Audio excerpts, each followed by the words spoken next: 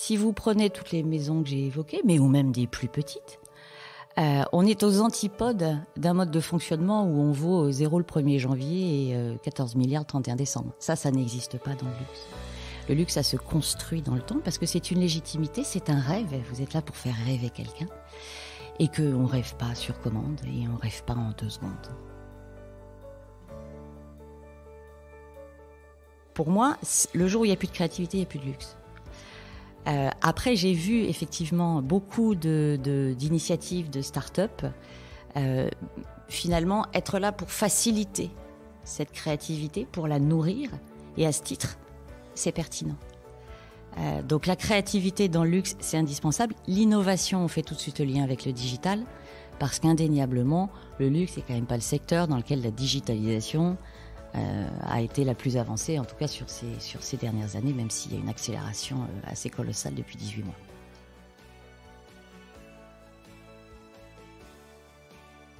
Mais ce qui est intéressant, c'est qu'en fait, toutes les maisons se sont rendues compte qu'il fallait absolument qu'elles soient beaucoup plus proches de leurs clients, en contact, qu'elles le connaissent. Être proche, c'est un idéal, mais ça commence par connaître la personne à laquelle vous voulez vous adresser. Ça suppose des changements de business model vers des business models plus D2C, direct to consumer. Ça prend du temps, ça ne se décrète pas. Mais parmi nos clients, on a de plus en plus de questions sur qu'est-ce que ça veut dire d'être dans un business model D2C. Et puis, il y a un nouvel élément sur lequel beaucoup de maisons se cherchent aujourd'hui. Donc, l'impact sur le business model, il est encore à définir. C'est le second hand. Voilà. Parce que la communauté est clé, parce que l'entraide nous possède, on a décidé de mettre en lumière tous ces visionnaires. Bienvenue dans le podcast Build a City for Good de Daphne. Bonjour à tous. Pour ce nouvel épisode, mesdames, messieurs les auditeurs, je pense que vous n'êtes pas prêts. Car nous recevons aujourd'hui une entrepreneure pas comme les autres. Et vous allez comprendre très vite pourquoi. Ex-acheteuse étanchéité chez PSA pendant 6 ans, le joint de la porte de la Peugeot 306 n'a plus aucun secret pour elle. Ex-Danone, elle devient par la suite la reine des yaourts Actimel et Danao pendant plus de 3 ans. Et vous ne devinerez jamais dans quel secteur elle s'oriente après ces 2 expériences. Petit indice, elle connaît par cœur l'avenue Montaigne.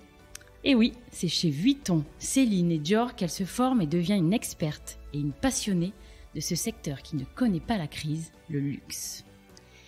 Elle n'avait pas en tête de monter sa boîte, et pourtant, il a suffi d'une rencontre pour qu'elle se lance et fonde MAD, le leader en conseil stratégique dans l'industrie du luxe. C'est l'inspirante Delphine Vitry, cette passionnée du luxe depuis 20 ans, que nous avons la joie d'interviewer aujourd'hui. Bonjour Delphine. Bonjour. Ravie de t'avoir parmi nous et merci beaucoup d'avoir accepté notre invitation. Merci à vous. Et pour co-animer cet épisode, vous me connaissez, je choisis toujours un membre de l'équipe Daphne.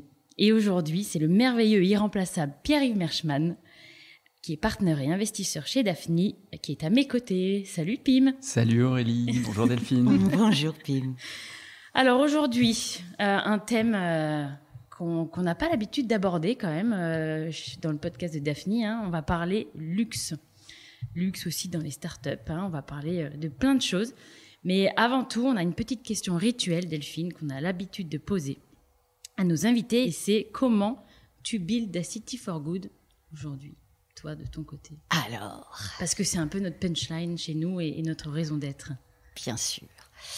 Alors, comment est-ce que je contribue à rendre le monde un peu meilleur? Alors d'abord, très humblement, j'avoue que, hors Covid, parce que vous allez voir que sinon ça n'a pas de sens, quand j'arrive tous les matins au bureau, rue du 4 septembre, et que je vois mes 50 zozos assis, debout, qui courent partout, qui partent en réunion, qui vont chez des clients, j'ai une espèce de vague de fierté de me dire que voilà, il y a 50 personnes qui travaillent ensemble avec moi et j'espère grandissent heureux dans cette boîte. Voilà. Donc ça c'est pas dingue, 50 personnes, mais en tout cas moi, c'est une petite contribution personnelle. Et puis il y a quand même la deuxième chose, c'est qu'aujourd'hui, si vous faites un micro-trottoir sur le luxe dans la rue, en tout cas en France, c'est vrai que parfois le luxe finalement c'est pas très flatteur étrangement,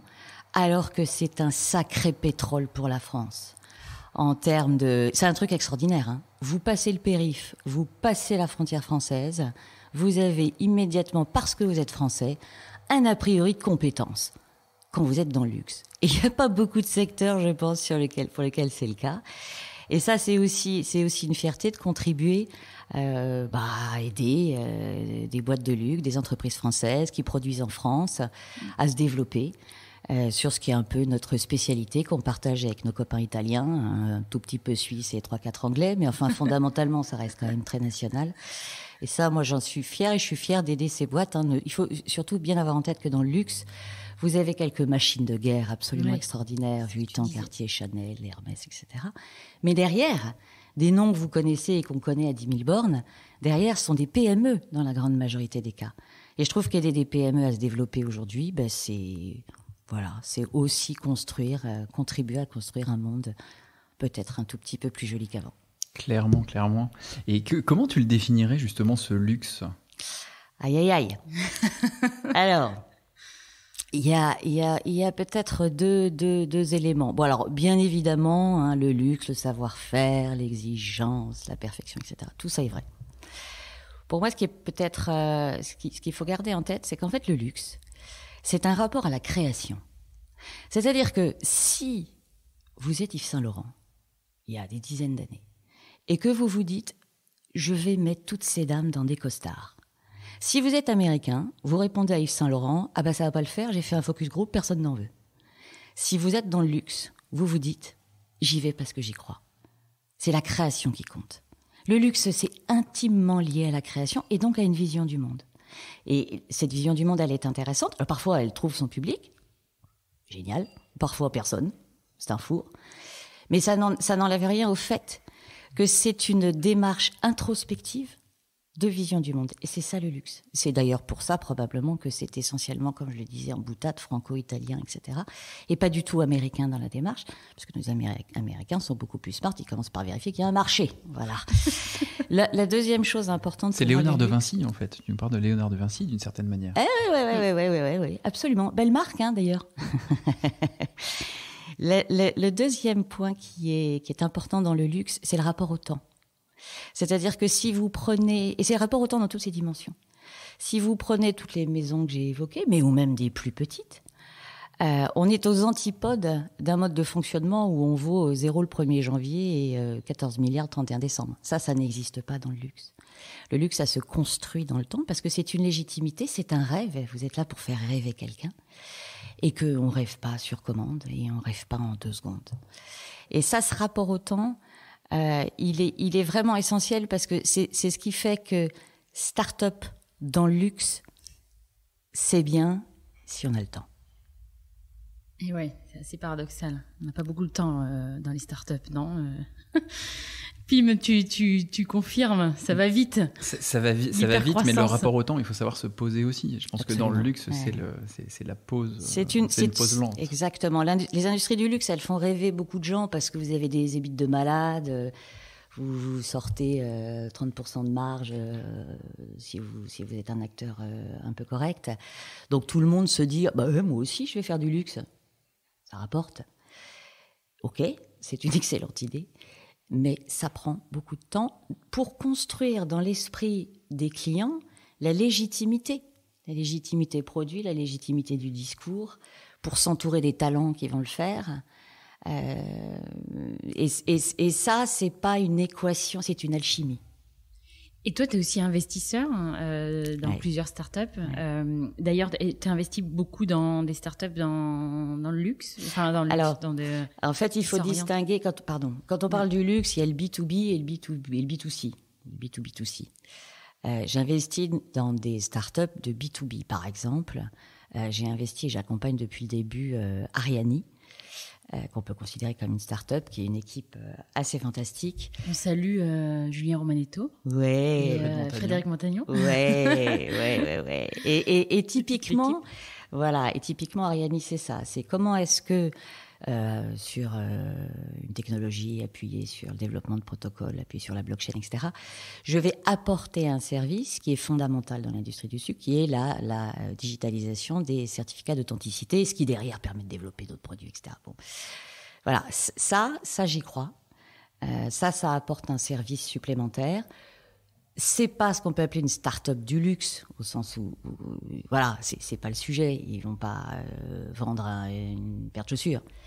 En revanche, ils apportent un service assez fondamental qui s'appuie sur une technologie qui prend tout son sens, sur un sujet qui est crucial. Parce que le rapport au temps, c'est aussi quand vous faites piquer votre sac ou votre montre à laquelle vous tenez, c'est quand même assez important de pouvoir faire la preuve de son authenticité et faire la preuve que vous l'aviez en votre possession, etc. Ça, c'est pour le bénéfice client final.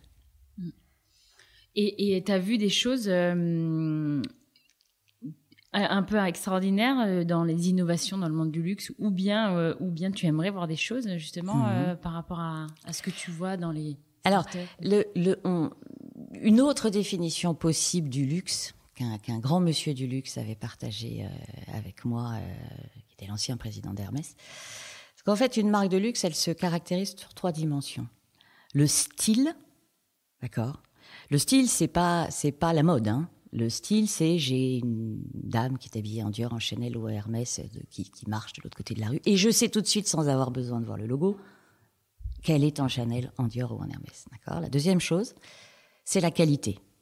Pas la peine d'aller plus loin, vous avez tous compris, hein, même quand on va dans un grand restaurant, dans un 5 étoiles, si le serveur fait tomber ses cheveux dans la soupe, vous n'allez pas considérer qu'il est en test and learn. Vous allez tout de suite vous barrer. Donc la qualité, elle est non négociable dans le luxe. Et le troisième élément, pour rebondir sur ton point, c'est justement la créativité. Créativité, innovation, on pourrait rentrer dans le débat de la différence entre les deux, mais voilà. Si vous n'êtes pas créatif, vous n'avez pas de vision du monde, vous n'avez rien à raconter. Donc l'industrie du luxe, elle est ontologiquement créative. Après, cette créativité, quand on commence à faire 5, 6, 7, 8, 9 milliards d'euros, voire plus, c'est pas évident de rester dans une organisation créative quand on commence à être sous les contraintes qu'on imagine de maisons de cette taille-là. Donc, pour moi, le jour où il n'y a plus de créativité, il n'y a plus de luxe. Après, j'ai vu effectivement beaucoup d'initiatives de start-up finalement être là pour faciliter cette créativité, pour la nourrir, et à ce titre, c'est pertinent. Donc la créativité dans le luxe, c'est indispensable. L'innovation, on fait tout de suite le lien avec le digital, parce qu'indéniablement, le luxe n'est quand même pas le secteur dans lequel la digitalisation a été la plus avancée, en tout cas sur ces dernières années, même s'il y a une accélération assez colossale depuis 18 mois. Et cette digitalisation, c'est un sujet de lenteur du côté des consommateurs ou du côté des maisons de luxe ou des... En fait, les gens sont pas idiots. Donc quand on dit, c'est quand même incroyable que dans le luxe, ils soient tellement en retard en digitalisation. Enfin, c'est quand même fou. Ouais. On a aussi des gens extrêmement brillants dans le luxe, hein. Donc c'est pas qu'ils se sont dit, oh my God, j'ai oublié un truc. C'est que il y a des éléments essentiels qu'il faut pas oublier. Avant le Covid, la grande, immense majorité des transactions étaient faites dans une boutique, qu'elles vous appartiennent ou pas. Et vous imaginez aller chez Hermès, pousser la porte, aller choper un Kelly, passer à la caisse et partir sans avoir croisé le regard ou parlé à quiconque, ça n'a aucun sens. Donc la relation dans le luxe, que ce soit pour d'ailleurs un parfum ou une voiture de course, elle est essentielle. Quand vous avez 90% des transactions qui sont faites dans une boutique, en one-to-one, en se regardant et en se parlant, vous pouvez vous dire que vous êtes en retard sur l'e-commerce, mais vous, à la place d'une maison de luxe, vous vous concentriez sur ce qui fait 90% des transactions ou sur ce qui en fait 10 ? Je vous laisse répondre. Bien évidemment, tout ça, c'est un peu, je simplifie le propos. Il y a des industries du luxe qui font des pourcentages de transactions bien plus importantes sur le web. Mais il ne faut pas confondre digitalisation de la transaction et digitalisation de la relation. Aujourd'hui, l'enjeu pour beaucoup de maisons de luxe, c'est pas tant d'augmenter le pourcentage des transactions e-commerce, même si dans certaines industries, ça fait évidemment beaucoup de sens, hein, comme les parfums cosmétiques, mais pas que.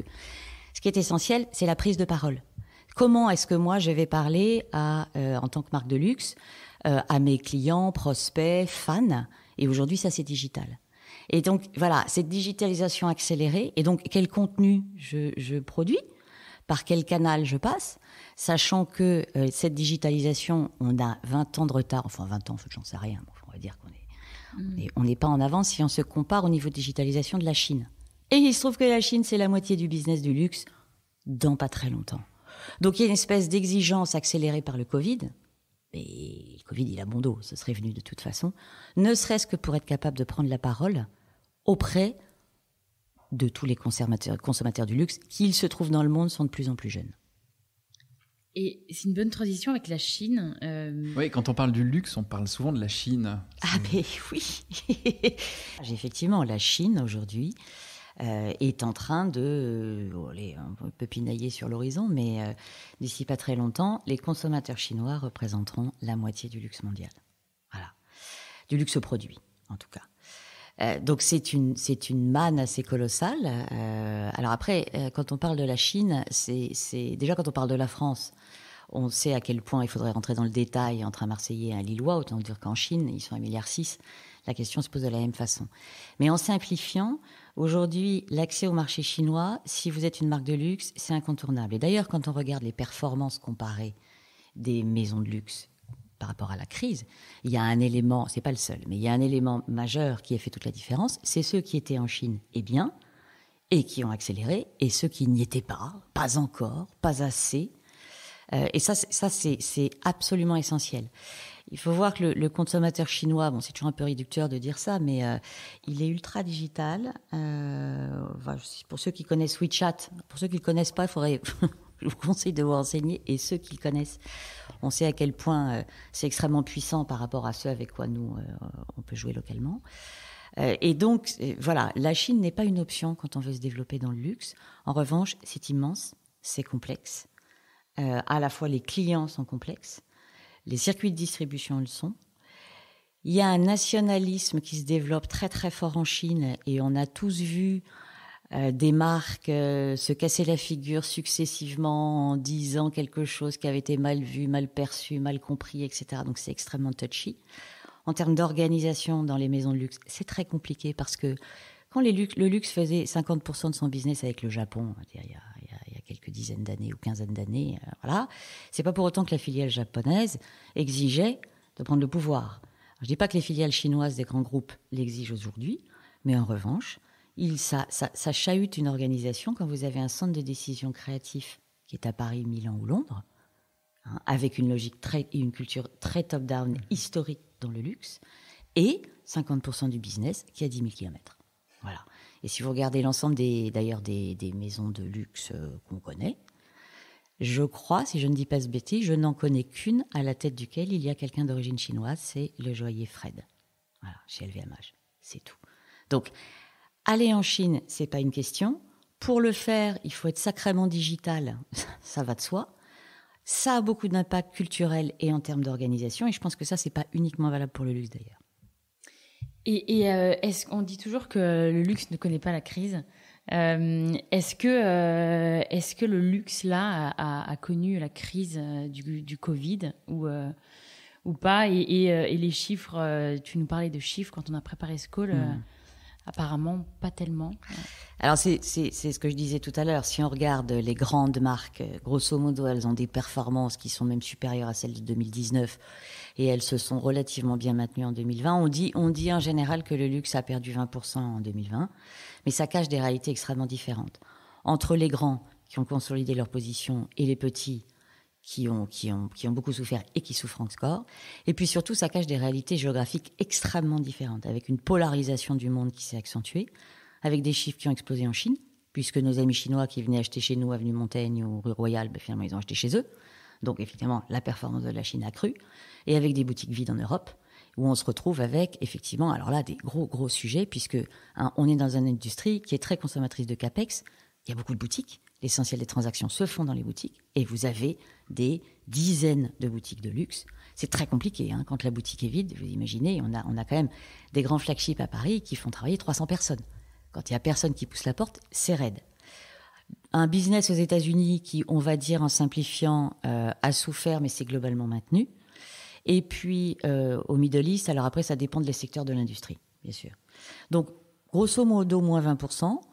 Avec les plus forts qui le sont encore davantage, les plus faibles qui continuent de souffrir, et surtout, encore une fois, une polarisation du monde qui fait que c'est assez compliqué, quand on est une PME, encore une fois, il n'y a pas que des machines de guerre dans le luxe, d'arriver à travailler sur un business qui est aussi, je dirais pas déchirée, mais avec des réalités aussi contrastées.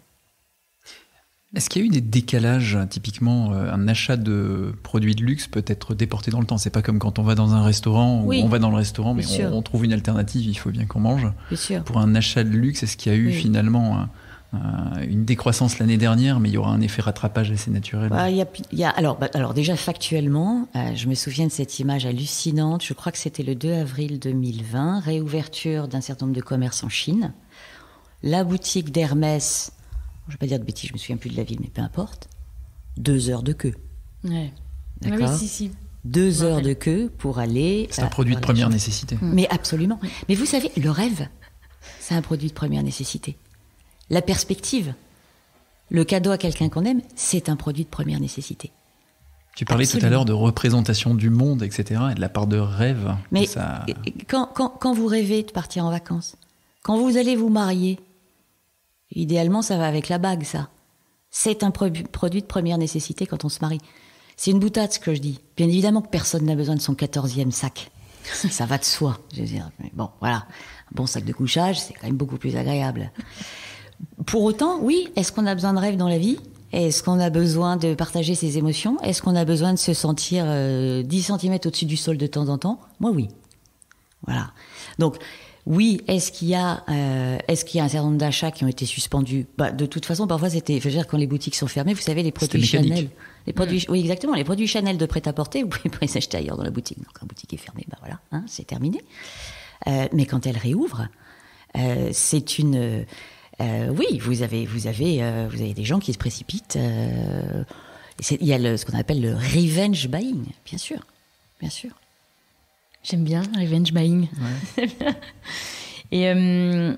Et est-ce que tu as vu apparaître des nouveaux business models un petit peu? Oui. Ouais. En fait, il y a 2 choses. Il y a l'évolution, je pense que l'évolution des business models, elle reste à venir. Elle n'est pas forcément encore actée aujourd'hui. Mais il y a 2 choses. On a parlé de digitalisation, même si j'insistais sur la dimension communication qui est majeure, plus que réellement la transaction. Il y a quand même indéniablement des tas de business dans le luxe où le business model a bougé pour passer d'une transaction majoritairement physique à une transaction beaucoup plus digitale. Bon, déjà, ça perturbe un tout petit peu l'organisation et le business model. Mais ce qui est intéressant, c'est qu'en fait, toutes les maisons se sont rendues compte qu'il fallait absolument qu'elles soient beaucoup plus proches de leurs clients, en contact, qu'elles le connaissent. Être proche, c'est un idéal, mais ça commence par connaître la personne à laquelle vous voulez vous adresser. Ça suppose des changements de business model vers des business models plus D2C, direct to consumer. Ça prend du temps, ça ne se décrète pas. Mais parmi nos clients, on a de plus en plus de questions sur qu'est-ce que ça veut dire d'être dans un business model D2C. Et puis, il y a un nouvel élément sur lequel beaucoup de maisons se cherchent aujourd'hui. Donc, l'impact sur le business model, il est encore à définir. C'est le second hand. Ouais. Voilà. Et ça, aujourd'hui, vous avez, je crois, à peu près 250 plateformes digitales qui vous proposent des produits de second hand. Alors bon, je suis pas sûr qu'il en restera 250 dans 10 ans, mais enfin, en tout cas, c'est un vrai business. Et les questions se posent pour les marques et pour les maisons. Est-ce que je regarde le truc passer? Est-ce que je veux reprendre le contrôle à la fois en termes de business et en termes d'image sur ces produits? Mais comment je fais? Et il faut pas oublier non plus qu'on a beaucoup de ces maisons qui sont cotées, quand même, et que quand vous avez historiquement des EBIT qui font rêver la terre entière, faire évoluer son business model, ça suppose de faire au moins aussi bien que ce que vous faisiez jusqu'alors. Alors, il y a des industries dans lesquelles le second hand, entre guillemets, et c'est déjà, ça fait des années que c'est le cas. Je veux dire, si vous achetez une Ferrari, tout le monde sait qu'une Ferrari de second hand est parfois plus chère qu'une Ferrari neuve. Si vous allez dans l'horlogerie, vous avez même Patek qui a retiré récemment de la vente un modèle phare parce que l'envolée des prix de la second hand était totalement incontrôlée. Donc, c'est pas nouveau dans le luxe. En revanche, si demain, Vuitton, Dior, Chanel, pour citer simplement les plus grands, dédient un espace de leur boutique dans lequel vous pouvez rapporter votre produit, le faire réparer, etc. Qu'est-ce que ça veut vouloir dire? Quel sera l'engagement de la maison? Comment on gère ça? Et en termes de business model, qu'est-ce que ça fait? Ça, c'est une vraie question. C'est une question pour demain, peut-être pas pour hier. Ouais, là, tu vois pas la tendance. Est-ce que tu peux pas nous dire un peu, est-ce que oui, ils vont vers ça ou Alors, bien évidemment, la question se pose. Bien évidemment, tout le monde va trouver sa réponse et ce sera peut-être pas toujours la même. Ouais. Faire du second-hand dans l'horlogerie ou dans la mode, c'est pas tout à fait la même chose. Je veux dire, la mode, on le sait tous, que ce soit de luxe ou pas, c'est par essence la dynamique du temps. Donc, voilà. Donc, oui, tout le monde s'en occupe. Les réponses seront différentes.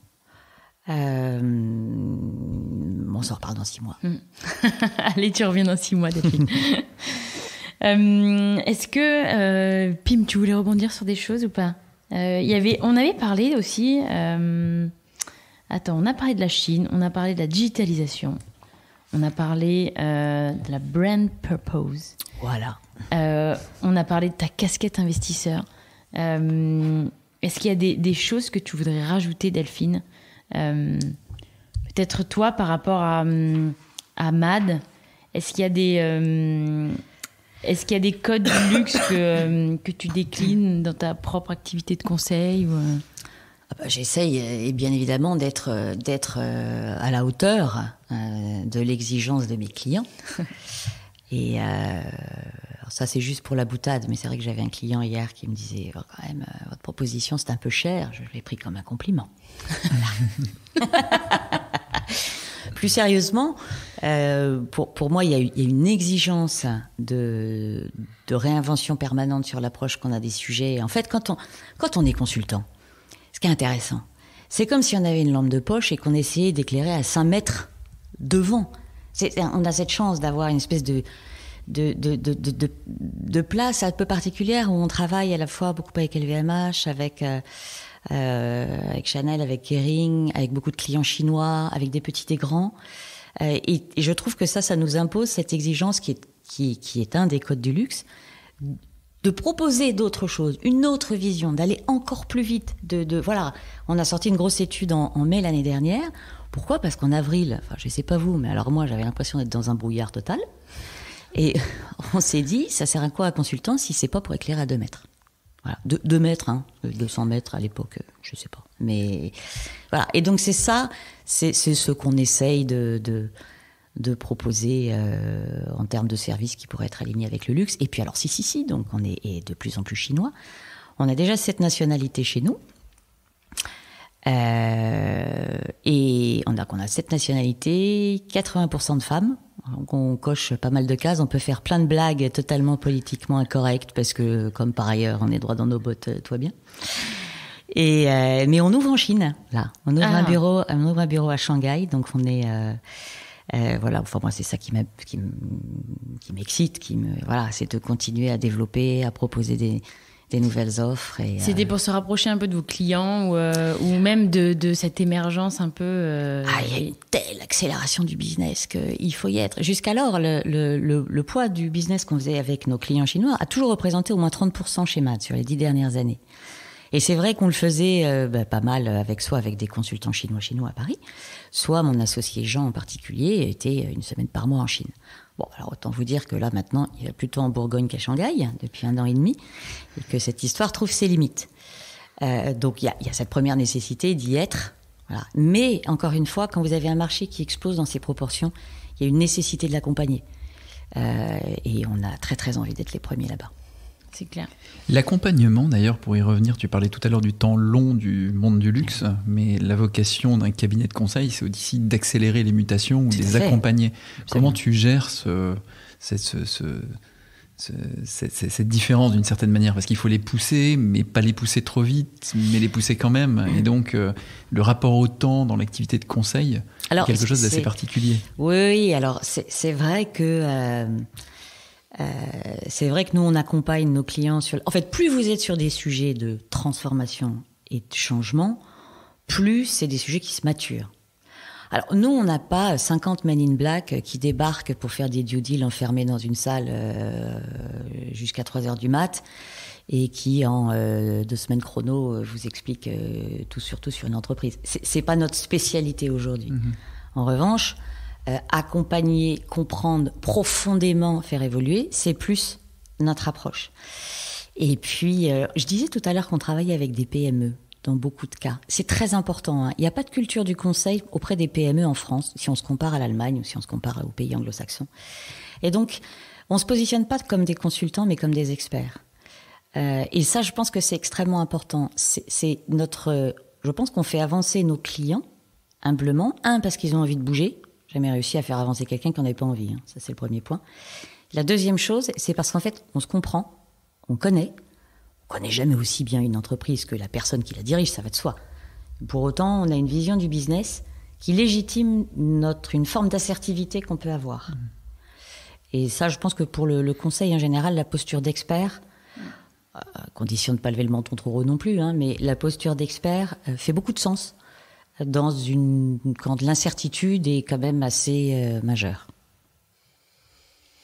Ça permet de caler le rapport au temps avec chacun des... Mais tout à fait. Et il y a même parfois des missions sur lesquelles la mission dure un peu plus longtemps qu'elle ne pourrait le faire sur un tableau Excel, voilà. Mais parce que ce sont des sujets qu'il faut digérer. On sent la passion. Tu regrettes pas ces années chez PSA, Alors en fait, chez Danone. Je sais pas. Moi, je suis un peu comme Slumdog Millionnaire. Je sais pas si vous vous souvenez de ce film où le gamin, à la fin, il réussit à répondre à toutes les questions parce qu'en fait, il va puiser dans tout ce qu'il a fait dans sa vie. Bon, alors, j'ai pas encore gagné au loto, mais en fait, j'ai appris quand j'étais chez PSA. J'étais une petite bonne femme d'1m60 qui avait fait une école de commerce au milieu d'un monde d'ingénieurs avec une moyenne d'âge qui était plutôt de 45 ans, ce qui à l'époque me paraissait absolument terrible. Bon, on apprend à naviguer avec des gens différents. Voilà. Chez Danone, j'ai appris d'autres choses. Et puis chez PSA et chez Danone, j'ai appris à me dire, mais le client, ça compte. Et donc quand je suis arrivée dans le luxe, je me suis dit, my God, il y a peut-être un truc à faire là. Et donc en fait, déjà le regret m'est assez étranger. Donc je ne regrette absolument rien. Le meilleur est toujours à venir. Et à chaque fois que j'ai changé de décap dans ma vie, j'ai quand même considéré que c'était de loin la meilleure. Bon. Eh bien, c'est bien. Merci, Delphine. Je ne sais pas si Pierre-Yves, est-ce que tu avais des choses à rajouter ? Sinon, on va passer à nos dernières questions. Non, mais c'est très clair. Merci pour l'expression de cette passion. Ouais, c'est clair. Donc, le luxe se porte bien. Delphine aussi, du coup. C'est une belle synthèse. Et on aime bien poser quand même 4 questions assez sympas, 4 ou 5 d'ailleurs. Et avant de terminer, de se dire au revoir, la première, est-ce que tu as du coup un must-have qu'on devrait avoir dans nos garde-robes avec Pim ? Genre la petite robe noire de Chanel. Alors si tu veux la petite robe noire, on va plutôt chercher le parfum de chez Guerlain. Un must-have, non. Il n'y a pas de must-have du tout. Alors, il y a quelqu'un qui un jour a parlé d'une Rolex à 50 ans, mais enfin, vous êtes très loin d'avoir 50 ans tous les deux. Ouais. D'ici que vous les ayez, on aura peut-être changé de marque. C'est ça sera peut-être pas Rolex. Ça sera peut-être plus Rolex. On avait une question aussi, Pinot ou Arnaud, on va pas te demander de choisir. Non, c'est sympa ça, de pas me demander. Mais est-ce que tu saurais les épeler ? Alors, dans quel sens ? En commençant par... Sans les prénoms, juste les noms. Bernard, on sait les plaies. Alors Bernard, on sait les plaies. Arnaud également. C'est pas du tout comme le prénom de mon petit frère. Ça se termine par LT. Et en fait, au bout d'un moment, quand vous le tapez, que vous travaillez chez MAD, en fait, c'est quand vous l'écrivez avec un D que le correcteur orthographique s'excite. Super. Super, merci. Exactement. Pinot et Arnaud, c'est AULT, les deux. Vous le saurez maintenant. Delphine, qu'est-ce qui t'empêche de dormir la nuit ? Rien. Ah, c'est génial. Ah non, et alors ça, c'est vraiment rien. Tu dors bien. Ouais. La prochaine. Ton cocktail préféré ? Alors, pour être honnête, je suis pas super cocktail. Je suis plutôt... En fait, ce que j'adore, c'est... Je rentre chez moi, je prends un énorme verre, je me fais un sacré verre de pinard... Puis j'ai l'impression, j'enlève mes chaussures, c'est comme dans les séries américaines. On retrouve Pinot, Arnaud, Pinard. Alors voilà, donc j'avoue que je suis plutôt vin ou champagne ou, jour de rébellion totale, une bonne petite binouse. Ah ouais. Et enfin, pour terminer, la musique que tu écoutes en boucle. Ça change tout le temps. Donc ça, c'est en ce moment, telle la bobo moyenne que je suis, qui habite à Paris dans un arrondissement à un chiffre, j'écoute Benjamin Biolay avec délectation et je chante un tout petit peu dans la rue, tout le monde s'en fout vu qu'il n'y a personne. Laquelle Comme une voiture volée. Très bien. Voilà. D'ailleurs, il n'y a plus de voitures dans la rue. C'est pour ça. Non. Et puis comme malheureusement, on n'est pas très nombreux. C'est toujours un peu gênant quand on marche dans la rue avec des écouteurs et qu'on se rend bien compte qu'on oscille du bas du dos et puis que on chante faux. Mais là, tout le monde s'en fout. Alors j'en profite. C'est un avantage collatéral qui, j'espère, ne durera pas. On aurait presque envie de te demander de faire de nous faire une petite... Un petit bœuf. Un petit bœuf. Alors, non, après, ça, c'est pas sympa parce qu'il y a une espèce de légende familiale. De toute façon, on pourrait couper toutes ces merdes que je raconte. Hein. Non. Il y a une espèce en fait, il y a une chose très importante pour moi que j'ai essayé de transmettre à mes enfants avec plus ou moins de bonheur. Parce qu'ils sont différents. C'est que dans la vie, il faut pas avoir peur du ridicule. Parce que si on a peur du ridicule, en fait, on fait rien, quoi. On est tétanisé par une espèce de regard de l'autre ou de peur, voilà. Et donc, je leur raconte toujours que, en fait, quand j'étais petite, je voulais être comédienne. Et au bout de 2 ans chez PSA, j'ai eu l'opportunité de passer un casting. Voilà. Pour aller rejoindre une très grande école de comédie, etc. Et je me suis dit, à l'époque, si je suis prise, j'arrête. Et c'est ça que j'ai fait. Bon. Donc, en fait, j'ai pas du tout été prise, hein. Vous connaissez la chute. Et donc, j'avais préparé ce qu'on m'avait demandé de faire, c'est-à-dire plusieurs textes. J'arrive, très impressionnant, scène de théâtre, dans le noir, avec un jury qui, comme dans les films, n'avait pas l'air sympa du tout. Et une grande blonde, donc moi je suis petite bonne, me regarde et me dit « Non, mais en fait, on en a un peu marre d'entendre des textes. Est-ce que vous pourriez chanter ?» Donc, je sais pas chanter. Et puis, rien ne me venait. Et je me suis donc mise à chanter à tue-tête en dansant de façon effrénée, Grease. Sauf que Grease, que je connaissais, je le connaissais depuis que j'avais 5 ans, donc en fait, je ne connaissais que la version yaourt. Bien sûr. Et donc, j'ai chanté Grease comme ça, I got cheers, en dansant péniblement pendant 35 secondes, ce qui est une éternité. Jusqu'à ce qu'effectivement, il m'interrompe en me disant, c'est bon. Belle énergie, mademoiselle. Revenez l'année prochaine. Et je raconte ça à mes enfants qui, à chaque fois, me disent, mais tu mourir de honte. Tu devais avoir le seum, maman. J'ai eu le seum, exactement. Sauf que pour moi, le pire, ça aurait été de même pas essayer. Ah ouais, c'est vrai. C'est une belle leçon, ne pas avoir honte, s'affranchir du regard des autres. Et c'est ce qui génère la créativité, d'ailleurs, pour rejoindre le sujet du... En tout cas, ça vous apprend à courir vite. C'est ça, à minima. Merci beaucoup, Delphine. Merci, Delphine. Et ouais, on a passé un super moment. Moi aussi. Merci pour nous avoir nourris de toutes tes compétences, cette passion que tu as pour ce secteur du luxe. Donc, on répète, c'est MAD, le cabinet de conseil qu'a créé Delphine. Pourquoi MAD? Il doit y avoir... Alors un jour, Monsieur Pinault, dont le nom termine par LT, évidemment, un jour, Monsieur Pinault, effectivement, m'a posé cette question dans une grande salle du conseil. Et là, j'ai pas eu peur du ridicule non plus, d'ailleurs. Je lui ai répondu la vérité, c'est-à-dire que on est hyper impliqués, on adore notre métier, il y a des vrais enjeux, c'est des histoires fantastiques, mais on sauve pas les bébés en Afrique. D'accord ? Donc, MAD, c'est juste une façon de se souvenir un peu de temps en temps qu'on peut y mettre tout notre engagement et prendre un chouille de recul quand même par rapport à ce monde de brut. Super. Et ben on termine là-dessus. Beaucoup. Merci Delphine, merci Pim. Merci Aurélie, et à bientôt. Merci Delphine. À bientôt. À bientôt.